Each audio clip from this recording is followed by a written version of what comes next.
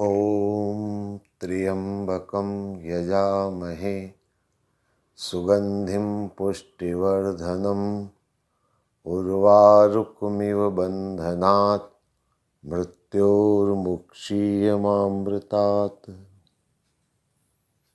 आइए शिव महापुराण की चर्चा प्रारंभ करिए।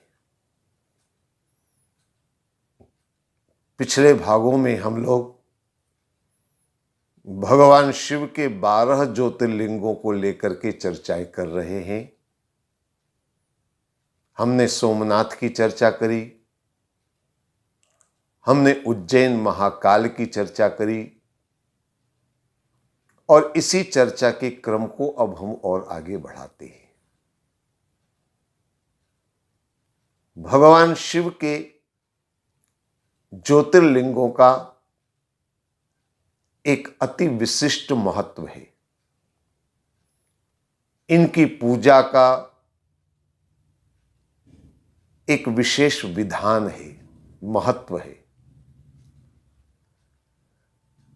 लेकिन एक विचार अक्सर मन में उत्पन्न होता है और उसकी चर्चा कर लेना अति आवश्यक मैं समझता हूं। भगवान शिव के स्वरूप की चर्चा प्रारंभिक दिनों में मैंने करी थी। जब शिव महापुराण की कथा प्रारंभ हुई थी तो मैंने कहा था कि शिवलिंग भगवान का निर्गुण स्वरूप है और भगवान शिव का सगुण स्वरूप भी हम चित्रों में देखते हैं, जिसमें जटाएं हैं, जिसमें जटाओं में से गंगा प्रवाहित होती है, गले में सर्पों की माला है, मस्तक पर त्रिपुंड लगा हुआ है, रुद्राक्ष की माला गले में है, त्रिशूल है, डमरू है। ये सगुण स्वरूप है। तो इन दोनों स्वरूपों की चर्चाएं मैंने आपके सामने करी थी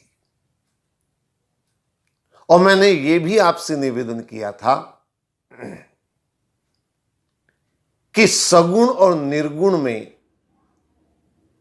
कोई भेद नहीं है, क्योंकि दोनों ही परमात्मा के स्वरूप है। हालांकि सगुण और निर्गुण को लेकर के अक्सर मतभेद नजर आए हैं। जो सगुण उपासक हैं वो निर्गुण उपासकों की आलोचना करते हैं, जो निर्गुण उपासक हैं वो सगुण उपासकों को ढोंग और पाखंड के रूप में देखते हैं। अब एक बात समझ में नहीं आती कि इन दोनों को अलग अलग क्यों माना जाता है, क्योंकि दोनों अलग हो ही नहीं सकते। परमात्मा दो हो नहीं सकते, परमात्मा एक ही है। परमात्मा को अलग अलग कैसे किया जा सकता है? जैसे एक उदाहरण के रूप में मैं आपसे निवेदन करूं, बिजली के करंट को तो आप देखते हैं ना, जानते हैं। तार में दौड़ने वाला करंट और बल्ब में प्रकाशित होने वाला करंट अलग अलग नहीं है, दोनों एक ही है। हां, अंतर इतना है कि तार में दौड़ने वाला करंट दिखाई नहीं देता। आप किसी भी तार को काट करके देख लो, आपको भागता दौड़ता करंट नजर नहीं आएगा। तार में करंट दिखाई नहीं देता है, लेकिन वही करंट जब बिजली के बल्ब से जुड़ जाता है, लट्टू से जुड़ जाता है, तो प्रकाशित हो जाता है, दिखाई देने लगता है। लेकिन अंतर नहीं है दोनों में, दोनों एक ही। तो इसी तरह से निर्गुण और सगुण में अंतर नहीं है, लेकिन हां, निर्गुण निराकार है और सगुण हमें प्रत्यक्ष आंखों से दिखाई देने वाला स्वरूप है।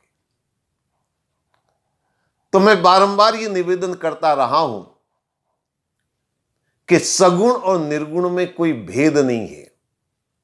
अगर भेद है तो केवल साधना के तौर तरीकों में भेद है। परमात्मा को पाने की दो साधनाएं हैं, एक निर्गुण निराकार की साधना और एक सगुण साकार की साधना। क्योंकि हमारे अंदर अलग अलग चित्त वृत्तियां हैं। दुनिया में सारे लोग एक ही प्रकृति के नहीं हो सकते, लोगों की अलग अलग प्रकृतियां हैं।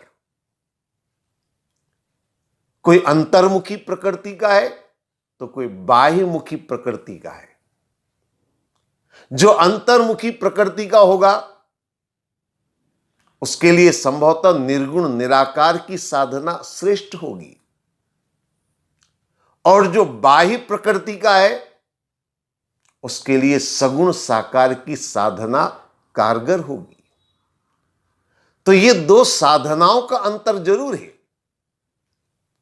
लेकिन परमात्मा का अंतर नहीं है। परमात्मा अलग अलग नहीं हो गए, परमात्मा अलग अलग हो ही नहीं सकते। परमात्मा तो एक ही है।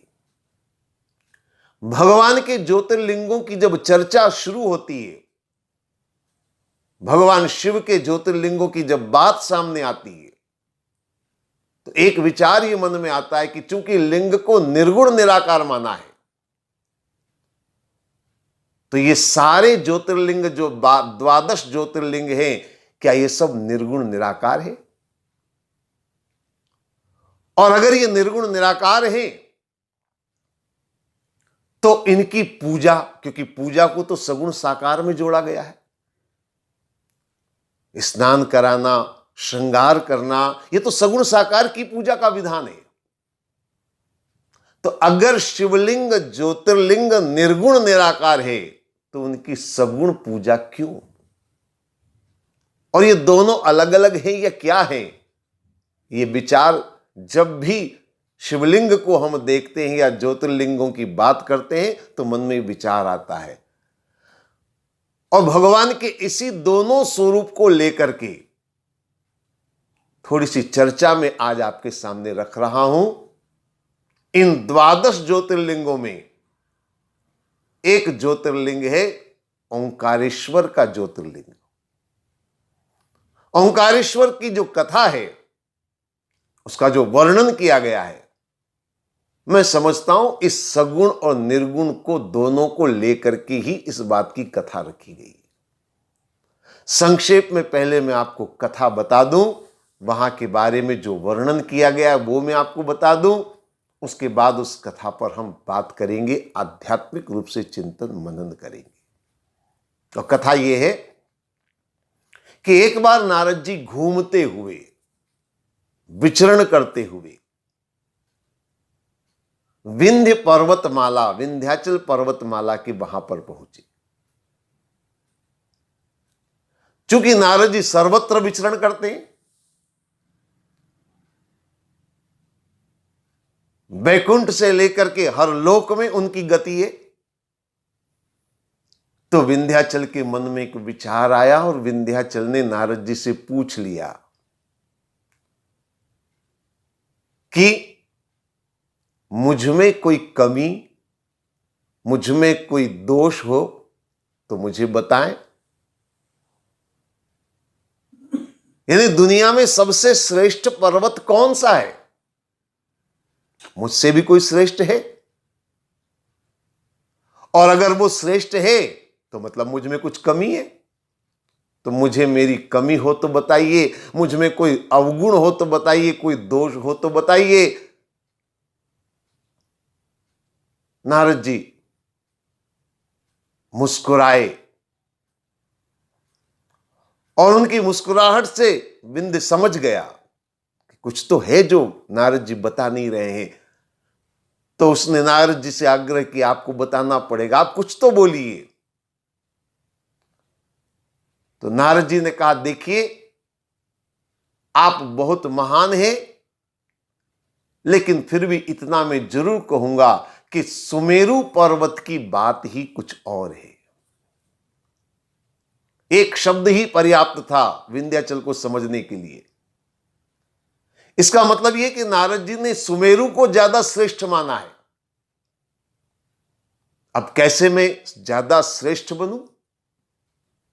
तो विंध्याचल पर्वत ने क्या किया? भगवान शंकर की कठोर तपस्या प्रारंभ करी। कहते हैं 6 माह तक लगातार उसने कठोर तप किया। सारे देवी देवता प्रसन्न हुए उनकी तपस्या को देख करके। स्वयं भगवान शंकर भी प्रसन्न हो गए और भगवान शंकर वहां प्रकट हो गए। 6 माह तक लगातार विंध्याचल ने भगवान शिव का लिंग स्थापित करके उसकी पूजा करी और भगवान शंकर को प्रकट कर लिया। उसकी पूजा, उसकी आराधना, उसकी आस्था, उसकी भक्ति ने भगवान को प्रकट कर लिया। और जब भगवान प्रकट हो गए तो विंध्याचल ने प्रार्थना करी, अब आप सदैव यहीं पर विराजमान रहें, क्योंकि जहां साक्षात महादेव विराजमान होंगे उसमें कोई कमी होने का प्रश्न ही नहीं पैदा होता है। उसके सारे अवगुण मिट जाएंगे, इसलिए आप यहीं विराजमान हो।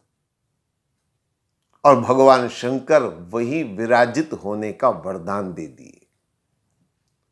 ओंकारेश्वर में अगर आप जाएंगे तो वहां आपको 2 लिंगों के दर्शन होंगे। एक जो विंध्याचल ने स्थापित किया पूजा के लिए, और दूसरा भगवान स्वयं जो प्रकट हुए लिंग रूप में, ज्योतिर्लिंग के रूप में, वो लिंग। तो एक तो ओंकारेश्वर के नाम से विख्यात है, जहां भगवान स्वयं प्रकट हुए, और जो विंध्याचल ने स्थापित किया उसे अमलेश्वर के नाम से जाना जाता है। ये 2 लिंगों को वहां पर स्थापित देखा जाता है, दोनों की वहां पूजा होती है। ये ओंकारेश्वर के बारे में जो वर्णन आता है वो वर्णन मैंने आपके सामने किया। ये तो एक कथा मात्र है जो आती है शास्त्रों में, शिव पुराण में मैंने आपके सामने कथा रखी। आइए अब इस कथा पर हम थोड़ा चिंतन मनन करने का प्रयास करें। नारद जी से ये कथा प्रारंभ होती है और नारद जी के बारे में ये विख्यात है कि वो 2 घड़ी से भी ज्यादा कहीं रुक नहीं सकते। कभी यहां, कभी वहां, कभी वैकुंठ में, कभी मृत्युलोक में, वो टिक नहीं सकते। नारद जी का मतलब यह कि जो सदैव यहां से वहां, वहां से वहां, जो एक जगह रुक न सके, वही नारद जी। और अगर ध्यान से देखें तो हमारे सबके अंदर एक नारद रहता है जो कभी रुकता नहीं है, जो कभी टिकता नहीं है, जो यहां वहां चक्कर लगाता रहता है। वो है हमारा मन। नारद जी मन की तरह से, मन भी रुकता नहीं है, मन भी कभी टिकता नहीं है, कहीं एक जगह मन स्थिर नहीं होता है। स्वयं गीता में भगवान श्री कृष्ण ने कहा है, चंचलम ही मनः कृष्ण प्रमाथि बलवद्रणम।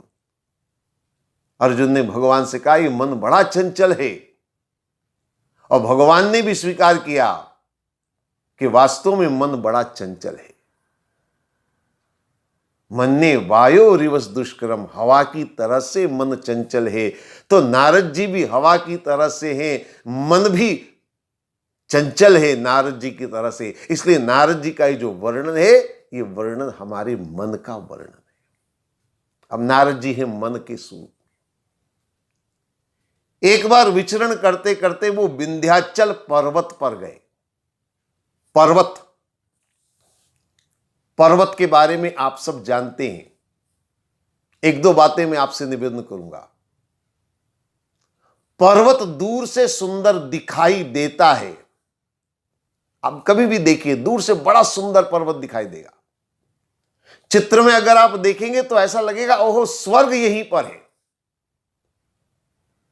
लेकिन पर्वत के करीब जाकर के, जितना करीब जाकर के आप देखेंगे, आपको उसमें सुंदरता नजर नहीं आएगी। जितना करीब जाएंगे, मन में बड़ा विचार आता, अरे चित्र में तो हमने देखा था इतना सुंदर, इतना भव्य, इतना रमणीक स्थान, और ये क्या है?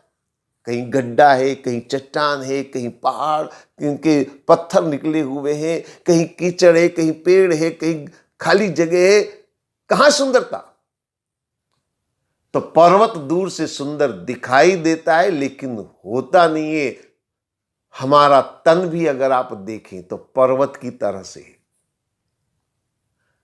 तन दूर से सुंदर दिखाई देता है, लेकिन अगर करीब से जाकर के देखें तो इसमें सुंदरता नहीं है।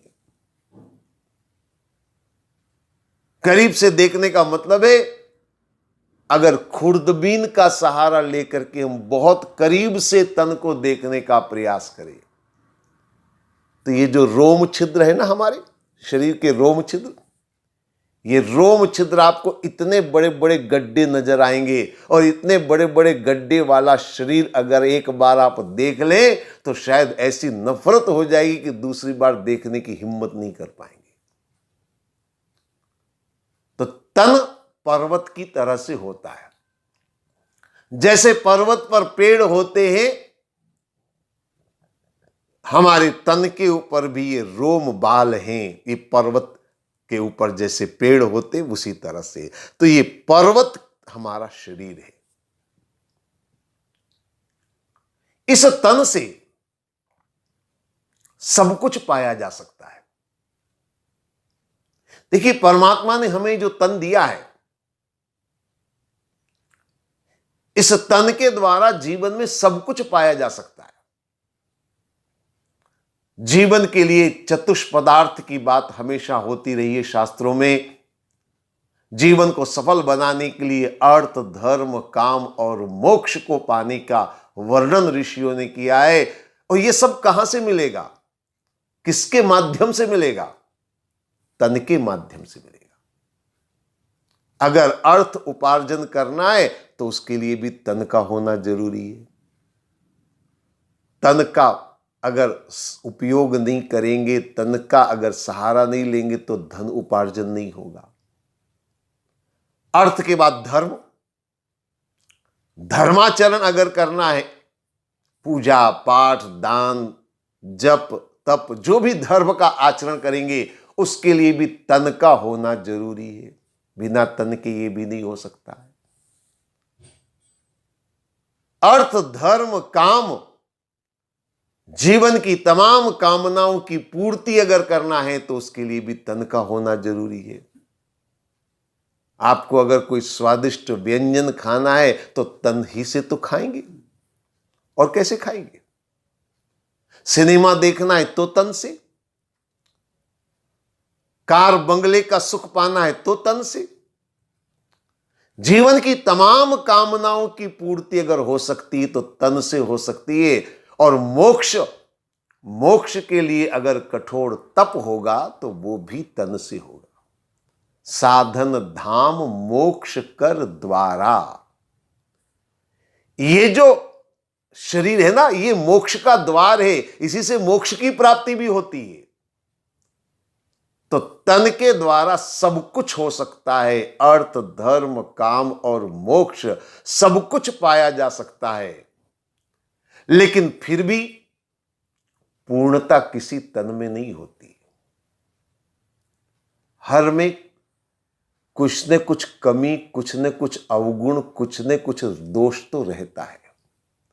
कोई अवगुण हर में रहता है। एक बात निश्चित तौर पर समझ लीजिए, जहां तन है वहां कुछ न कुछ तो आपको इसके अवगुण जरूर रहेंगे। तो विंध्याचल ने यही पूछा नारद जी से, मुझ में कमी क्या है, मुझ में अवगुण क्या है, मुझ में दोष क्या है? पूर्णता को पाने की लालसा। तो नारद जी ने इशारा किया, सुमेरु पर्वत की बात ही कुछ और है। सुमेरु पर्वत जैसा मामला कहीं नहीं हो सकता है। सुमेरु पर्वत, शायद आपने सुना होगा, शास्त्रों में वर्णन आता है सुमेरु पर्वत यानी पीत वर्ण का पर्वत। पीत वर्ण तो स्वर्ण का होता है। कुछ लोग मानते सोने का पर्वत। हालांकि सोने का पर्वत कहीं पर आज दिन तक देखा नहीं है। अगर आप ऐसे ढूंढने निकलेंगे तो शायद कहीं पर सोने का पर्वत नहीं मिलेगा। लेकिन यह जो सुमेरु पर्वत है, जिसको सोने का पर्वत माना जाता है, आप जानते सोना सबसे अनमोल क्यों है? सोना सबसे ज्यादा महत्वपूर्ण क्यों है? क्योंकि स्वर्ण के अंदर एक बहुत बड़ी विशेषता है। अवगुण बहुत सारे हो सकते हैं, हर चीज में गुण और दोष दोनों हो सकते हैं, लेकिन स्वर्ण का एक अपने आप में एक धातु का अपनी एक विशेषता है। और वो विशेषता ये है कि स्वर्ण जो है आज से नहीं, जब से सृष्टि प्रारंभ हुई है तब से प्रत्येक व्यक्ति के मन को आकर्षित करने की क्षमता रखता है। आकर्षित करता है वो अपने आप में। ऐसी पता नहीं कौन सी बात है जो आकर्षण है उसमें। स्वर्ण आकर्षक है, आकर्षण है उसमें। वो दूसरों को अपनी ओर खींच लेता है, आकर्षित कर लेता है। विंध्याचल पर्वत ने कहा मैं भी वो आकर्षण पैदा करूंगा अपने मन में, अपने अंदर। और कैसे करूंगा? बोले परमात्मा की आराधना करके। तो उसने भगवान शिव के लिंग की स्थापना करी और शिवलिंग की स्थापना करके उसने कठोर तप प्रारंभ किया। सभी देवी देवता प्रसन्न हो गए, स्वयं भगवान शंकर वहां पर प्रसन्न हुए और विंध्याचल ने कहा आप यही सदैव विराजमान रहें। अब वहां पर 2 लिंग की स्थापना हुई। ये बहुत महत्वपूर्ण बात है, जरा समझ लीजिए।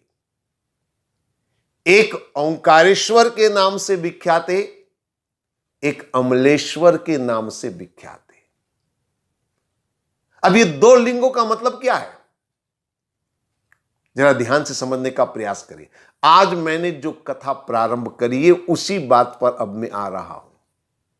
ये जो 2 लिंग है, एक निर्गुण रूप में है, एक सगुण के लिए है। ओंकारेश्वर शब्द को जरा ध्यान देंगे, ओम शब्द जिसमें आता है, ओंकारेश्वर में ओम शब्द है। और ओम वास्तव में देखा जाए तो कोई शब्द नहीं है, बारखड़ी का शब्द नहीं है, बल्कि ओम एक ध्वनि है, नाद ब्रह्म, जिसको साधना में योगियों ने माना है। ओंकार एक ध्वनि है और यह नाद ब्रह्म निर्गुण साधना की ओर इशारा करता है। तो ओंकारेश्वर का जो स्वरूप है वह निर्गुण ब्रह्म का स्वरूप है। और दूसरा जो अमलेश्वर है, शब्द पर जरा ध्यान देना, अमलेश्वर यानी अमल में लाना। अमल में लाने का मतलब उसको क्रियान्वित करना। क्रियान्वित कौन करेगा? तन करेगा। किसी भी कार्य को क्रियान्वित करने का काम तन का है। यह हमारा तन क्रियान्वित करता है। विंध्याचल यानी तन, और तन का जो मार्ग है वह है सगुण मार्ग। तन से पूजा होती है, तन से जल चढ़ाया जाता है, जल चढ़ाने के साथ साथ श्रृंगार किया जाता है। ये सब तन का कार्य है। और तन से ही कर्म होते हैं। यानी किसी चीज को अमल में लाना, उसको जीवन में उतारना, क्रियान्वित करना, ये तन का काम है। तो अमलेश्वर ये है तन, यानी कि सगुण। ओंकारेश्वर वो है नाद ब्रह्म, वो है निर्गुण। यानी शिवलिंग हमेशा निर्गुण ही नहीं होता है, बल्कि शिवलिंग निर्गुण और सगुण दोनों हो सकते हैं। मैंने कहा था परमात्मा निर्गुण और सगुण दोनों रूप में है, और ये ओंकारेश्वर ऐसा स्थान है जहां ये दोनों रूपों में पूजा होती है, निर्गुण रूप में और सगुण रूप में, दोनों रूपों में पूजा होती है। तो ये शिव के निर्गुण और सगुण दोनों रूपों का वर्णन इस कथा के माध्यम से किया गया। तन से जो पूजा होती है उसको सगुण की पूजा कहा जा सकता है।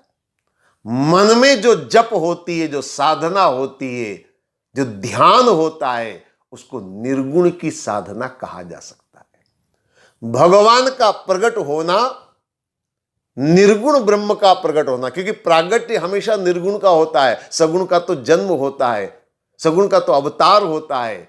यहां भगवान प्रकट हुए तो यह निर्गुण का वर्णन है, ओंकारेश्वर निर्गुण ब्रह्म का वर्णन है। लेकिन विंध्य ने जो स्थापना करी, पूजा करी, तन से जिसकी पूजा होगी, तन से जिसकी आराधना होगी, वह सगुण की पूजा होगी। इसलिए अमलेश्वर सगुण रूप में है। यहां एक बात और मैं स्पष्ट करना चाहूंगा, ओंकारेश्वर में दो अलग अलग लिंग के द्वारा यह बात रखी गई है, लेकिन हर स्थान को आप एक बात समझ लीजिए, जहां भी शिवालय है, जहां भी आप शिव की पूजा करते हैं, दोनों बातें हर जगह जुड़ी हुई है। शिवलिंग निर्गुण निराकार जरूर माना गया है, लेकिन उसकी पूजा जब आप करते हैं, जल चढ़ाते हैं, फूल चढ़ाते हैं, आप जो अर्पण करते हैं, जो सेवा करते हैं, वो सगुण सेवा है, सगुण की पूजा है। और इसके एक अर्थ ये निकलता है कि आप परमात्मा की पूजा मन से भी करें और तन से भी करें। मन से पूजा का मतलब है निर्गुण की पूजा, तन से पूजा का मतलब है सगुण की पूजा। हर शिवलिंग को निर्गुण भी माने और सगुण भी माने, मन से भी उसकी पूजा करे। केवल तन से जल चढ़ाने से शिव जी प्रसन्न नहीं हो जाएंगे।